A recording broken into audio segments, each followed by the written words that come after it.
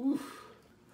How's it going, everybody? MalTheRunner here, back with another video. I know it's been a while, but I'm going to be doing another review on a GPS watch. And on today's list, we have the Garmin Vívoactive 3 Music, which I'm wearing right now. And I know that this watch is kind of old. It's like about a year old, actually. But I'm still going to do a review on it, and perhaps this can give you some reasons as to why it's still a good option in 2019. Especially in comparison to some of the competition at various price points. But yeah, without any further ado, let's get right into the review. That rhymed. First off, props to Garmin for making such a beautiful watch. I mean, let's just talk about the design aesthetics of this thing. It's a very minimalist look, and I just love the way that minimalist things look, or things that are designed minimally. It's this all black look, and it's got these silver ticks around the radius of the watch, kind of like an analog clock. And it's like so simple and so minimalist that there's only one button on this entire watch. How did they manage to make it have only one button instead of like your usual like 4 or 5? That's because all the other functions are implemented in the touchscreen. The watch is pretty comfortable. It sits nicely on your wrist. It's got some silicone bands. Don't feel as nice as the Garmin Forerunner 230 bands though, but it's not that much of a difference. They're still really nice, and you're still not gonna really feel this watch on your wrist anyway, so it's really no big deal at all. But as I was saying, this watch has a single button on it on the right side of the display, and this single button is gonna be how you're gonna get to your activities. And speaking of activities, there are so many. You got golfing, skiing, you got your casual running and biking, pool swimming. The list pretty much goes on, and you can even make a custom activity if you don't find the activity that you're looking for. But if you press and hold this button down, it brings you to a menu, and this menu has a couple of different functions. It has the Find My Phone feature if your phone is connected, so you'll be able to find your phone with it. Turning Bluetooth on and off. It's a couple of other things that you can do on this little menu here. And as I was saying, this watch is touchscreen other than that one button. So everything else you do via touchscreen, and it's relatively intuitive. So I mean, swiping up and down, I'm sure that you guys understand that that's how you get to the different pages. Swiping to the right will get you back to the previous screen that you're on, and pressing and holding the screen down will bring you to the settings of whatever widget you're on. And everything else is pretty much intuitive. Like I'm pretty sure that I don't have to go very much into detail about, you know, how to work a touchscreen. But other than that, the touchscreen is really nice. It's 1.2 inches in diameter and is 216 pixels by 216 pixels. And I know that doesn't seem like a lot, but keep in mind 216 pixels by 216 pixels is spanned across a 1.2 inch display, so it's pretty crisp. It's really clear. I have no problems with it. My home screen, or my watch face, looks really good with it.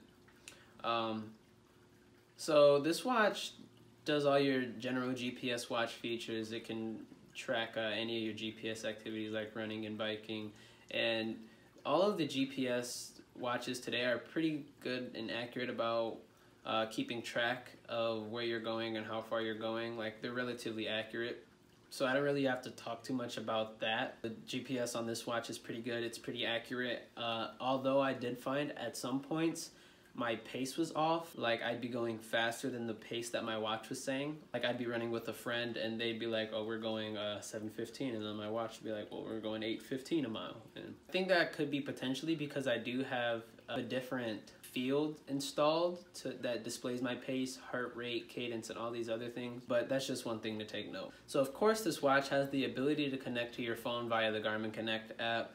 This is pretty standard on most Garmin watches. You'll download the Garmin Connect app from either the Google Play Store or the Apple Store, and you'll be able to connect your watch that way. It's very simple. They walk you through the steps pretty well, especially once you take your watch new out of the box. It's going to give you the instructions on how to get it connected to your phone. And once it's connected to your phone, you'll be able to see all the data that the watch collects. So the watch actually has some pretty high-end features as far as the data that it collects. It can collect the stairs that you've climbed. It can collect your stress level. It can collect sleep, and it also keeps track of your REM sleep based on heart rate, I believe. It can keep track of your steps, and then obviously it imports your runs and anything else that you do throughout the day. So yes, this watch pretty much tracks it all for most people. If you're in the market just looking for something very general with a lot of cool features that it can do that are on a lot of premium watches, this is definitely one to be looking at.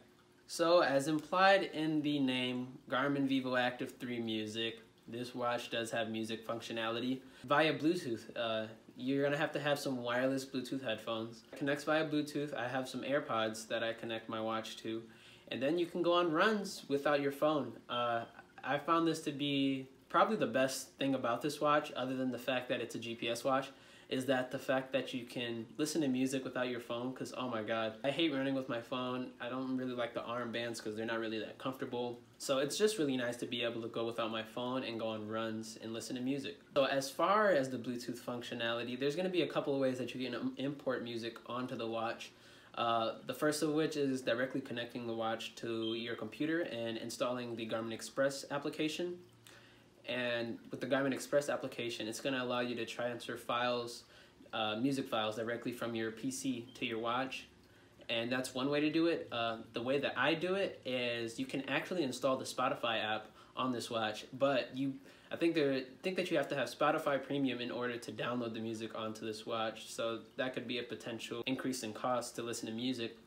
But I think that it's totally worth it. Pretty simple to install Spotify. You're going to have to install a separate app called the Garmin Connect IQ app, which is basically the app store for Garmin watches.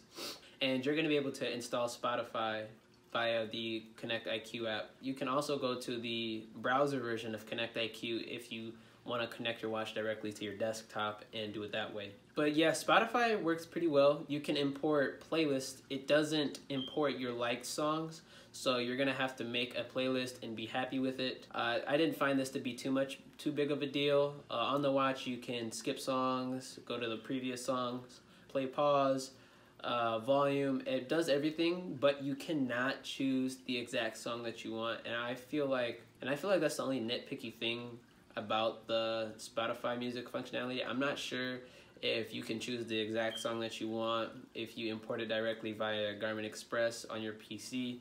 But I know that with Spotify, you have to make a playlist and you can't choose the exact song that you want.